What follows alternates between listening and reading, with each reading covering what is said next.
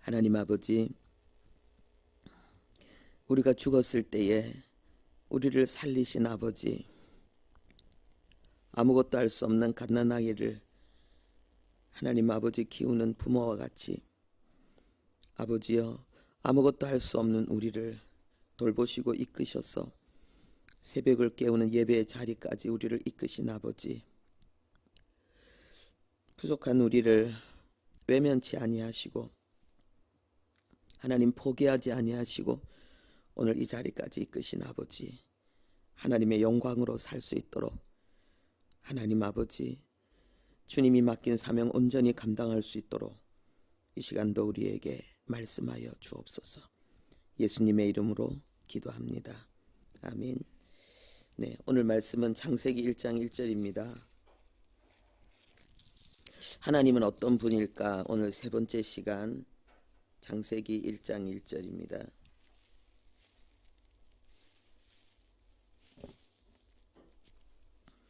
우리 함께 합독하겠습니다. 태초에 하나님이 천지를 창조하시니라. 아멘. 하나님께서 하나님 자신을 드러내시고 그리고 우리를 향한 그 하나님의 구원의 역사를 설명하기 위해서 하나님이 만드신 이 성경 첫 마디가 내가 천지를 창조했다입니다. 나는 창조의 아버지다. 하나님 이렇게 말씀하십니다. 오늘 이 말씀은 모든 피조물을 향한 하나님의 절대 주권의 근거가 됩니다. 하나님이 왜 우리의 절대 주권자인가? 하나님이 우리의 창조자이기 때문에 그렇습니다. 하나님이 천지 만물을 지배하고 통치하는 분이라는 근거가 바로 하나님이 천지 만물을 창조하신 분이기 때문에 그렇습니다. 이 말씀을 통해서 또한 우리가 알 수 있는 것은 하나님은 천지 만물을 속속들이 다 아십니다. 하나님은 우리보다 우리 자신을 더 잘 아시고 훤히 우리의 속을 다 보고 계십니다. 우리 자신조차도 잘 모르는 우리의 마음, 우리의 생각, 우리의 모든 행동, 그 모든 것들을 하나님은 보고 계시고 숨은 동기까지도 하나님은 보고 계십니다.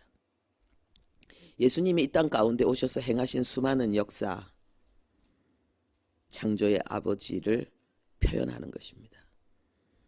하나님의 절대 주권을, 그래서 하나님이 통치하시고 하나님이 모든 것을 아시며 우리 인생을 아신다는 것을 증거하신 사건들이었습니다.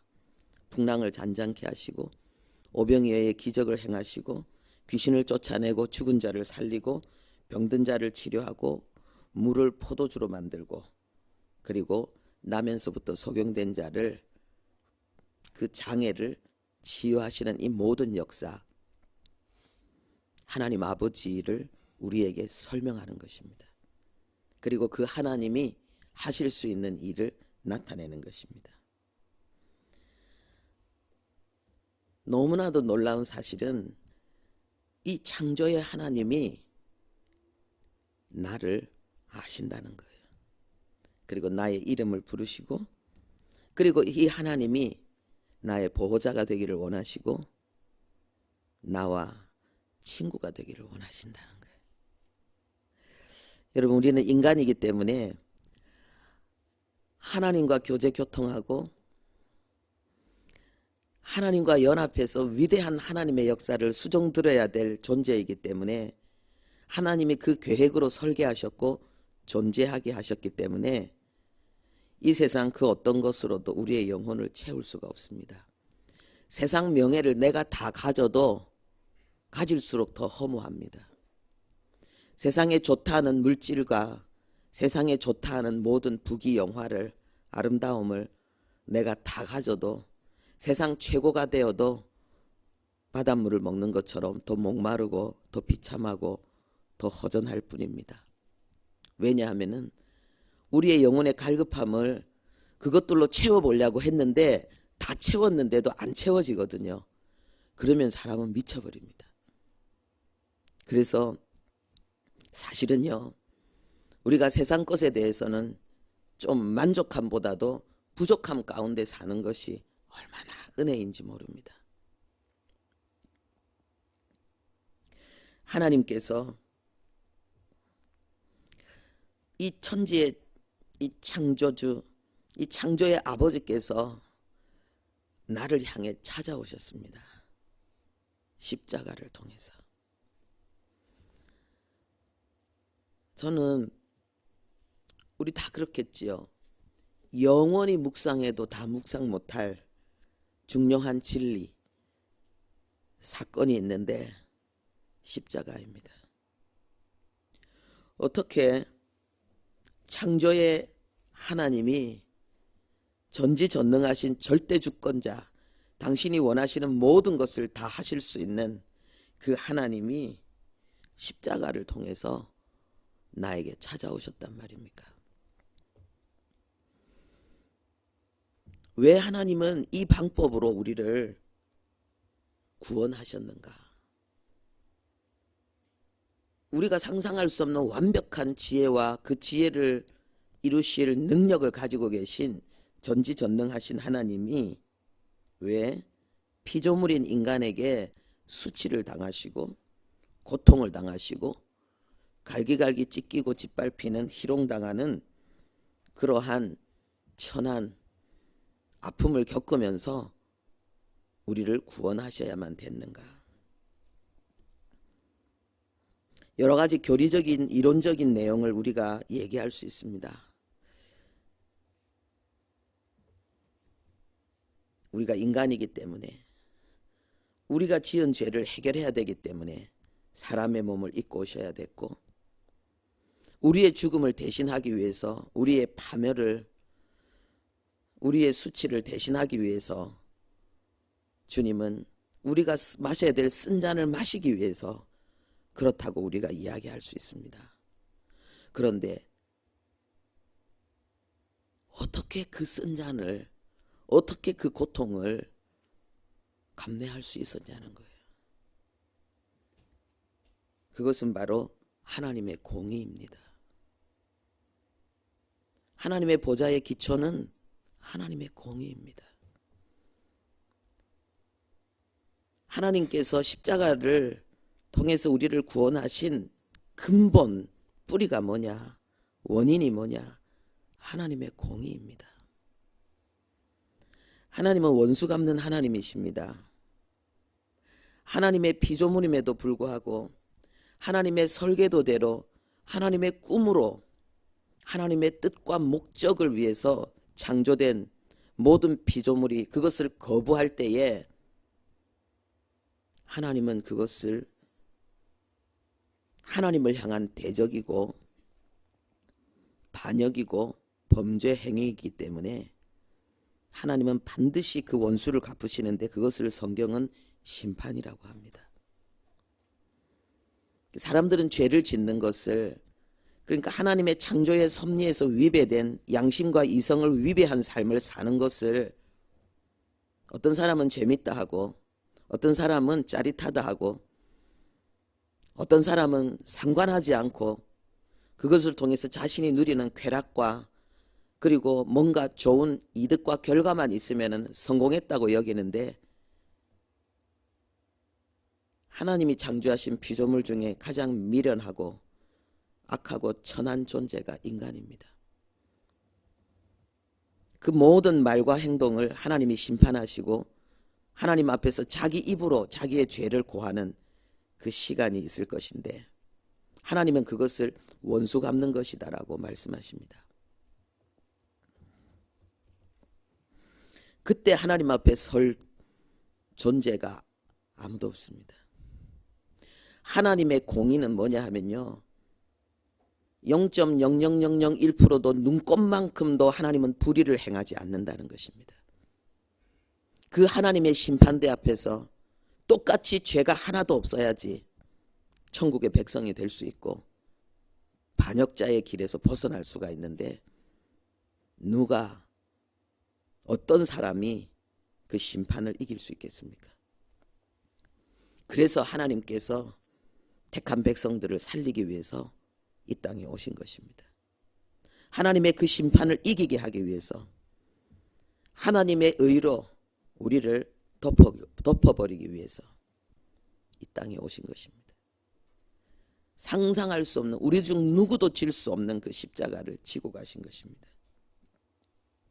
하나님의 공의, 하나님의 사랑, 이것이 십자가의 기초입니다. 하나님은 그래서 이제 우리를 향해서 말씀하십니다.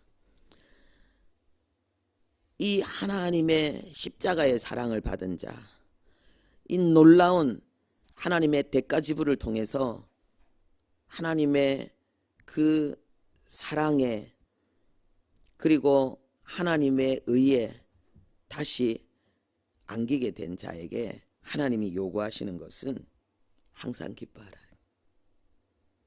쉬지 말고 기도하라, 범사에 감사하라, 이는 그리스도 예수 안에서 너희를 향한 하나님의 뜻이니라.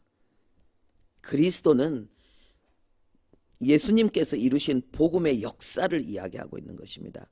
예수님이 치르신 희생과 고통을 대변하고 있습니다. 계시록에 보면은 천상교회에서 예수님의 모습은 어린 양입니다. 죽임을 당한 어린 양. 그게 그리스도입니다. 우리를 묶고 있던 사단의 세력을 제하셨고, 그리고 우리를 지배하고 있던, 우리에게 도저히 벗어날 수 없는 독, 이 죄에 오염된 우리의 영혼을, 삶을 새롭게 하신 제사장, 그리고 우리를 하나님 앞으로 인도하고 하나님과 연합시킨 선지자, 예수님이 우리 인생을 위해서 완벽한 구원의 역사를 이루어내신 것입니다. 그 그리스도, 무엇을 통해서 그것을 이루어내셨습니까? 죄. 그 모든, 우리 인생의 모든 문제의 근본 뿌리가 되는 이 죄를 해결하기 위해서 십자가 지신 그 십자가의 사랑으로 사단에게 종된 문제, 죄의 지배를 당하는 문제, 하나님을 알 수도 없고 하나님을 가까이 나갈 수도 없는, 하나님을 향해서 나갈 수도 없는, 하나님을 찾지도 않고 부르지도 않는 우리의 이 문제를 해결하기 위한 그리스도의 역사. 이제 그 안에 거듭난 우리에게 새롭게 하나님을 아버지로 부르게 되고, 창조주 하나님의 그 공동체 안에서 하나님의 보호와 보살핌을 받는 우리에게 하나님이 요구하시는 것, 하나님이 뜻하시는 것, 하나님이 바라시는 것 항상 기뻐하는 거예요.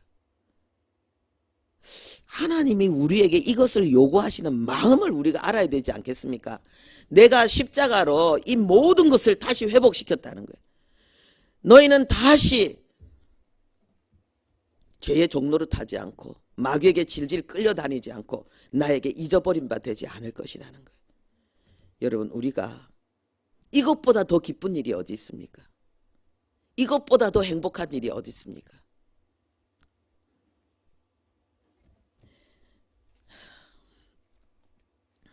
그래서요, 성령 충만이 그리스도인에게 있어서는 목숨보다 더 소중합니다. 왜냐하면은 성령 충만하지 않으면은 항상 기뻐할 수 없거든요. 이 놀라운 구원을 받았는데도 불구하고 하나님의 이 어마어마한 구속의 역사 속에서 이제 이 복음을 알고 이 복음으로 살고 이 복음을 증거해야 되는 이 위대한 사명, 복음의 전달자, 이 신앙의 바톤을 이어서 이제 신앙을 전달해야 될 이 신앙 전수의 이 위대한 사명을 가진 우리가 그 사명을 주목하지도 못하고 그 사명을 이루지도 못하는, 그것에 대해서 감사하지도 못하고 기뻐하지도 못하는 이러한 문제를 해결할 수 있는 길은 성령 충만밖에 없거든요. 그래서 그리스도인에게 있어서 성령 충만은 목숨보다 더 소중한 거예요. 죄의 종로로 타면서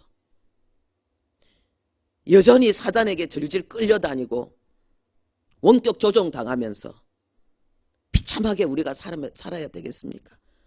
우리는 성경을 읽지만 세상은 우리를 통해서 성경을 읽는데, 우리는 하나님을 성령을 통해서 감동을 받지만은 세상 사람들은 우리를 통해서 감동을 받고 하나님께 나오는데 우리가 그런 사명을 감당치 못하는 이유가 성령으로 지배당하지 못하기 때문이거든.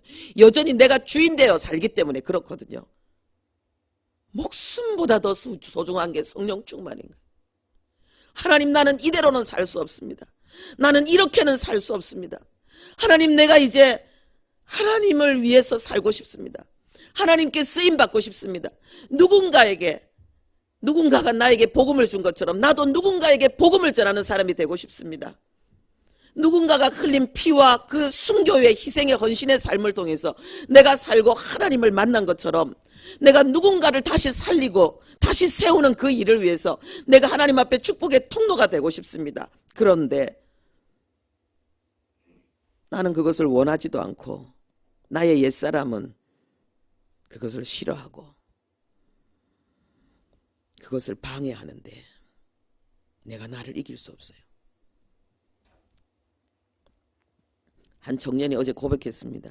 목사님, 내 안에 내가 생각지도 않고 내가 원하지도 않는 그러한 충동들이 일어납니다. 얼마나 고민이 되었으면 제 앞에 와서 그 얘기를 했겠습니까? 그래서 제가 뭐라 그랬냐? 네가 드디어 바울의 경지에 도달했구나. 로마서 7장입니다. 바울의 경지예요. 오호라, 나는 공고한 사람이로다. 이 사망의 몸에서 누가 나를 건져내랴. 내 마음은 하나님의 법을 사랑하는데 내 육신은 여전히 죄의 법을 사랑한다는 거예요. 여기에서 해결될 수 있는 길은 우리에게 있지 않습니다. 로마서 8장으로 넘어가면은 뭡니까? 예수 그리스도에 대한 찬양이 있고, 그리고 하나님의 성령의 인도함을 받는 자들이 하나님의 아들이다 그랬습니다. 하나님의 아들의 정의, 하나님의 아들은 누구냐? 하나님의 아들의 삶은 뭐냐? 신앙생활은 뭐냐? 성령 인도 받는 거예요. 그런데 성령 충만하지 않고 우리가 어떻게 성령의 인도를 받습니까? 성령이 우리를 지배하고 통치하지 않는 가운데 우리가 어떻게 성령의 인도를 받습니까? 성령 하나님의 뜻도 모르고 감동도 못 느끼는데 우리가 어떻게 그 길을 갈 수 있습니까? 동행할 수 있습니까? 성령 충만이에요. 그것이 하나님의 자녀의 삶이에요.